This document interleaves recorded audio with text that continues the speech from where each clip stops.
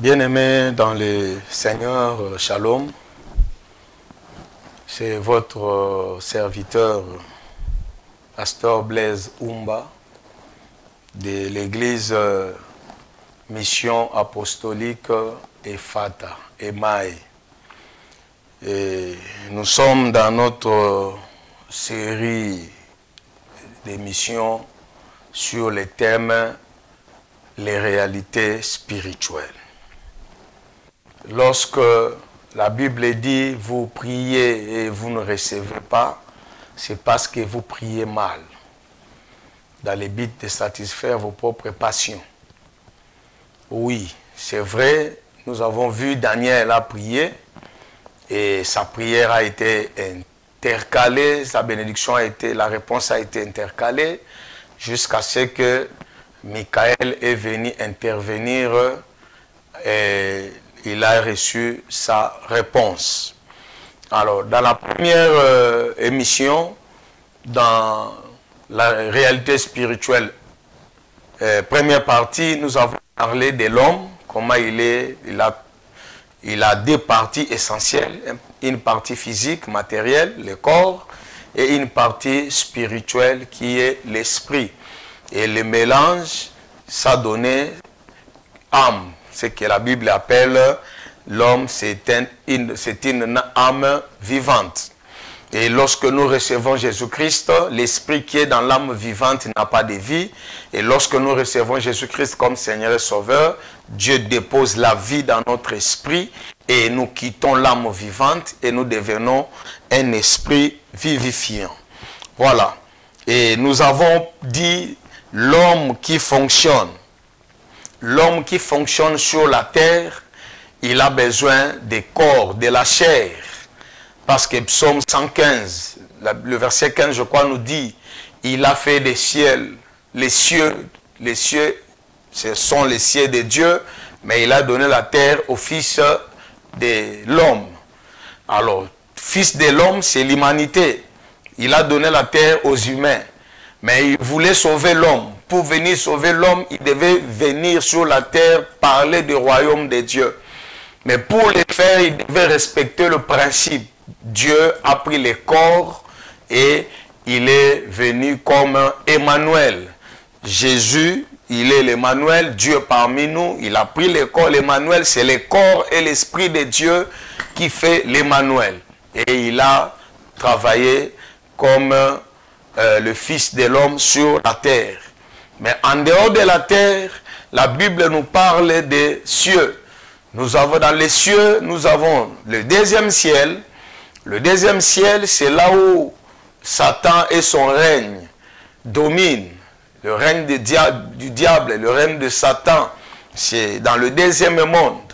Là, vous trouverez, c'est le monde où les sorciers fonctionnent, les occultistes et les gens spirituels travaillent là-bas. C'est dans le monde où vous avez les esprits des gens qui sont morts, soit avant le temps, soit dans le temps, soit tués par les sorciers, soit par Dieu.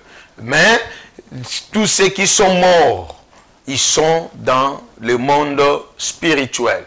C'est un monde qui nous entoure, le deuxième monde. C'est un monde qui nous entoure et vous verrez, par exemple, ce que nous appelons les maisons hantées.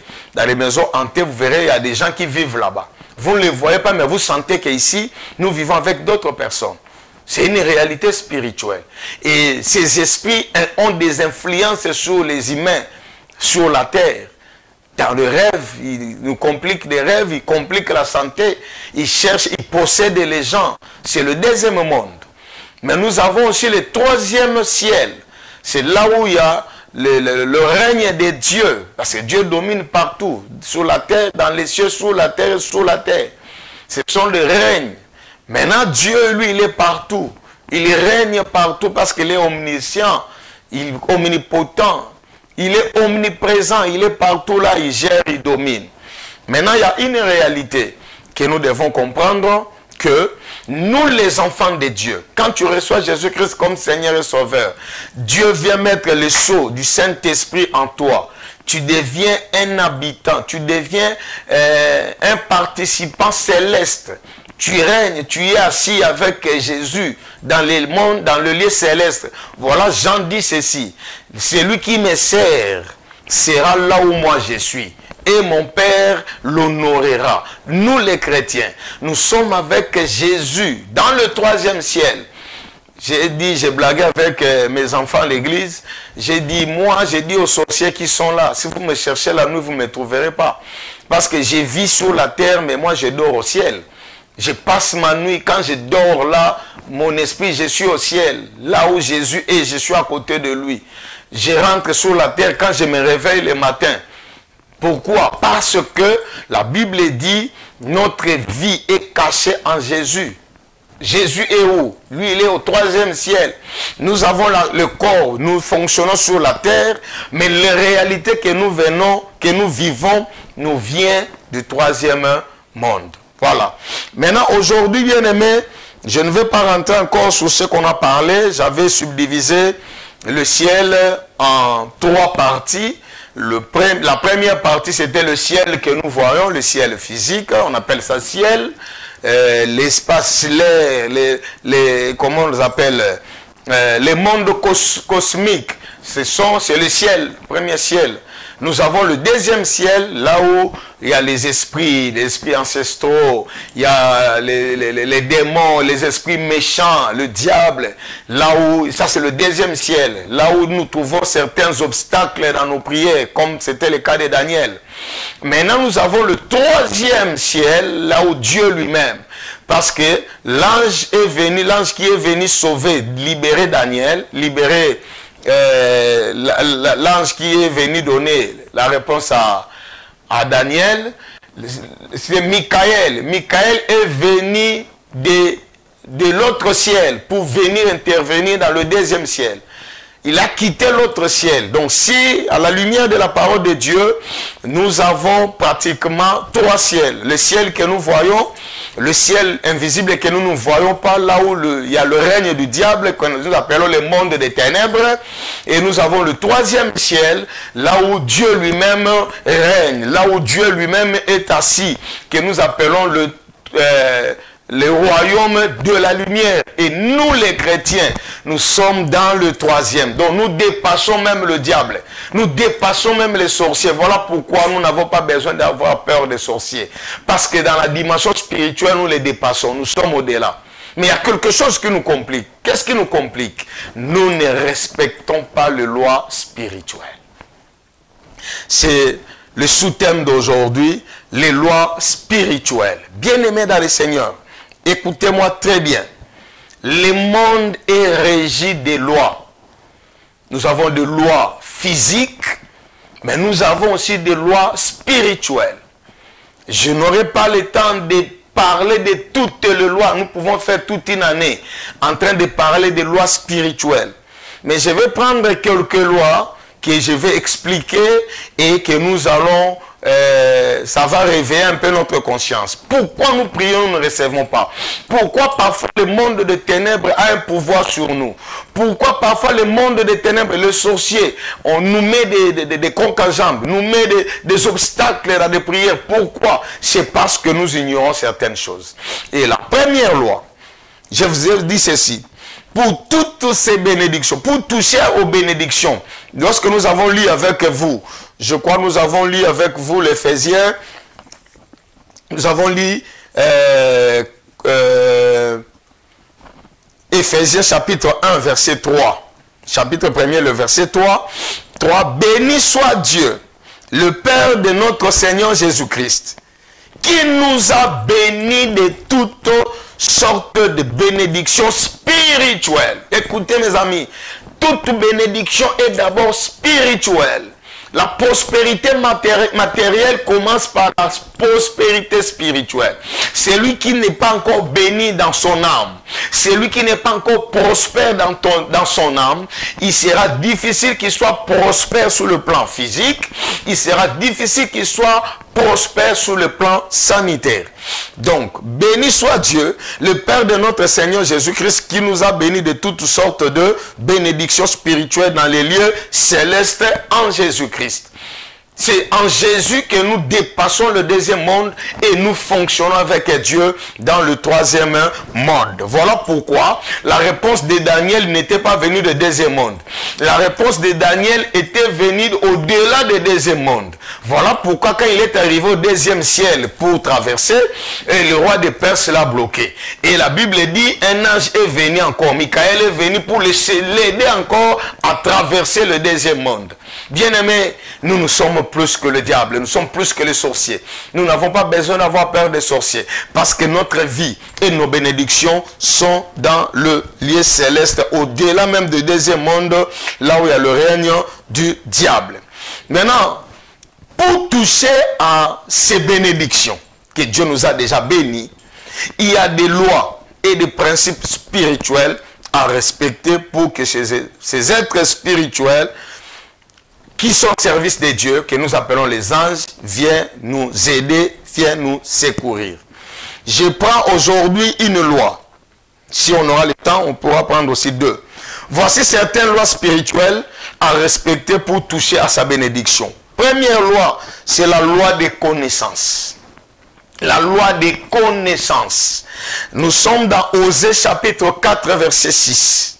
Bien-aimé, la Bible dit, mon peuple est détruit parce qu'il lui manque la connaissance.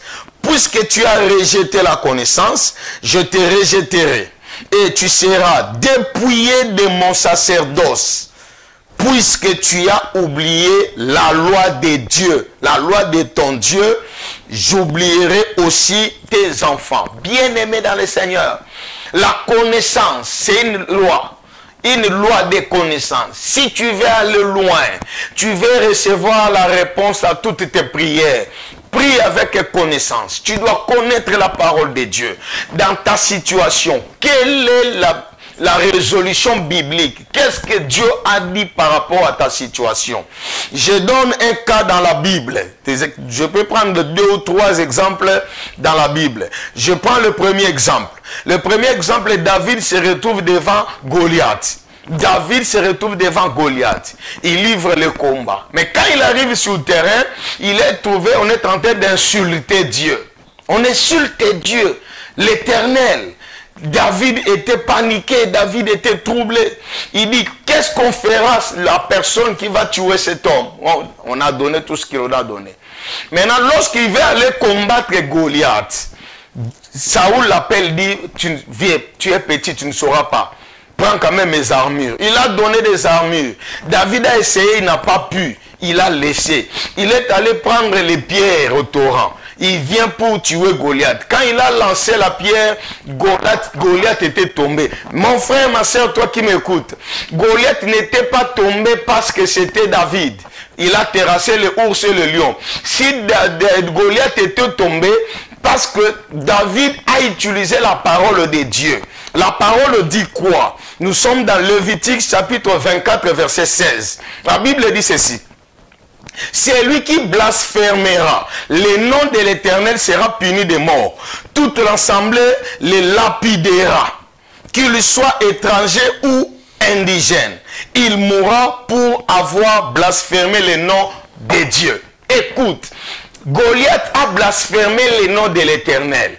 Voilà pourquoi David, ne pouvait pas tuer Goliath avec la lance. Ne pouvait pas tuer Goliath avec l'épée. Ne pouvait pas tuer Goliath avec l'arme à feu. Ne pouvait pas tuer Goliath avec le couteau. David ne pouvait tuer Goliath avec la pierre. Pourquoi? Parce que là, il a utilisé la parole de Dieu. Toute prière qui est basée sur la parole de Dieu donnera des résultats favorables, des résultats consistants. Bien-aimé, écoutez-moi. David n'a pas voulu utiliser les armes. Il a utilisé la parole. Il avait la connaissance de la parole de Dieu. Dans sa connaissance, il savait que celui qui blasphème le nom de l'Éternel, on ne peut pas le tuer par une arme. On doit le tuer, on doit le lapider. Voilà pourquoi David, il est allé prendre les pierres pour lapider Goliath.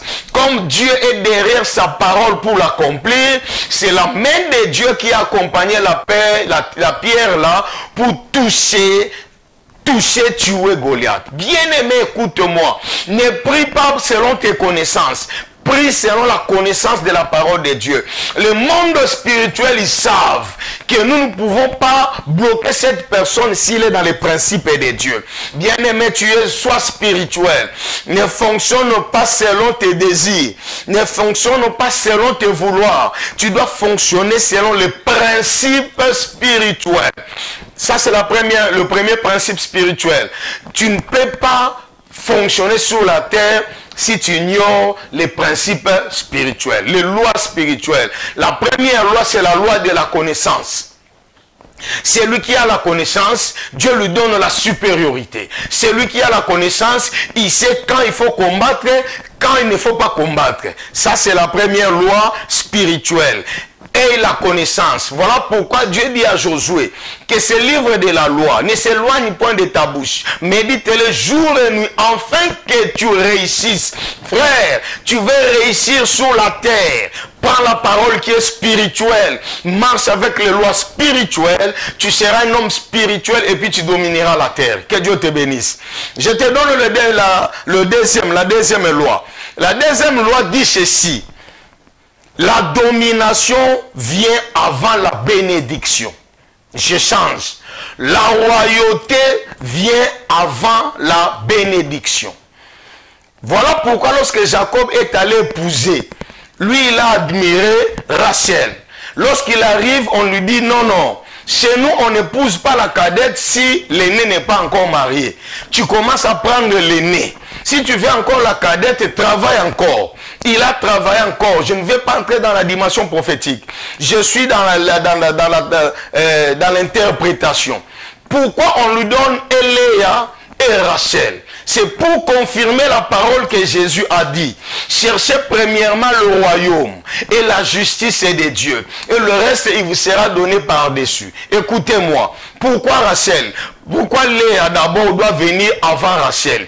Léa doit venir avant Rachel parce que dans Léa, il y aura un enfant qui sortira qu'on appelle Judas. Or, en Judas, c'est nous voyons la royauté. Jésus est sorti des tribus de Judas. C'est-à-dire, Judas représente la royauté.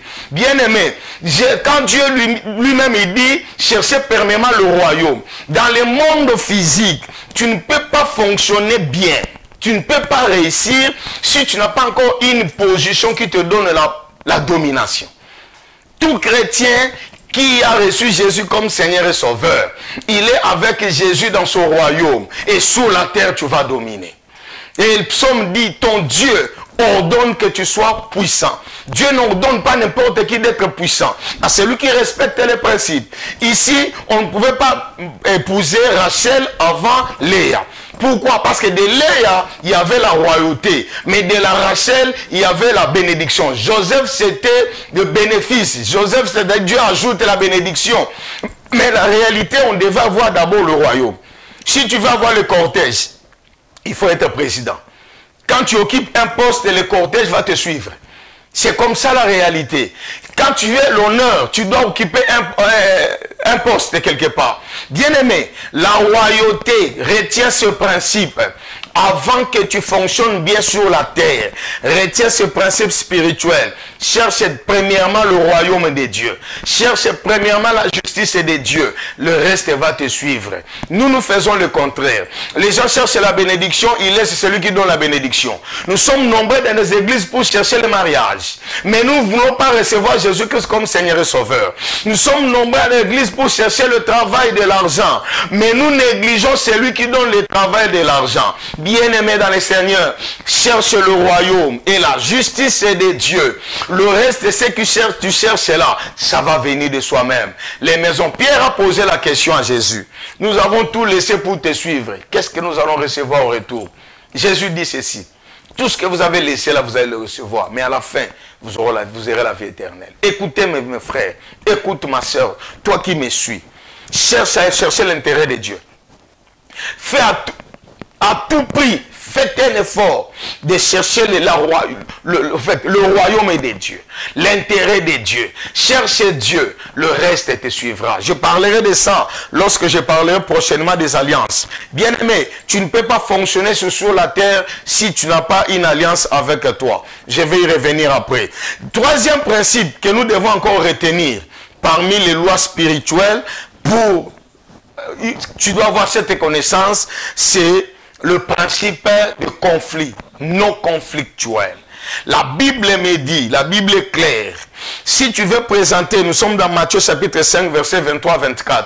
Tu vas présenter ton offrande. Là, tu te rends compte qu'il y a quelqu'un qui a un problème contre toi. Laisse ton offrande, va arranger avec lui. Bien aimé, c'est une loi spirituelle. La relation verticale dépend de notre relation horizontale. C'est lui qui règle les conflits avec les gens, il n'a pas de problème avec Dieu. C'est lui qui se fait justice lui-même, il n'aura pas la justice de Dieu. Ça, c'est un principe. Contrairement à nos prières aujourd'hui, nous demandons la mort de nos ennemis. Nous demandons le malheur à nos ennemis. Alors que Dieu a dit à moi la vengeance, à moi la rétribution.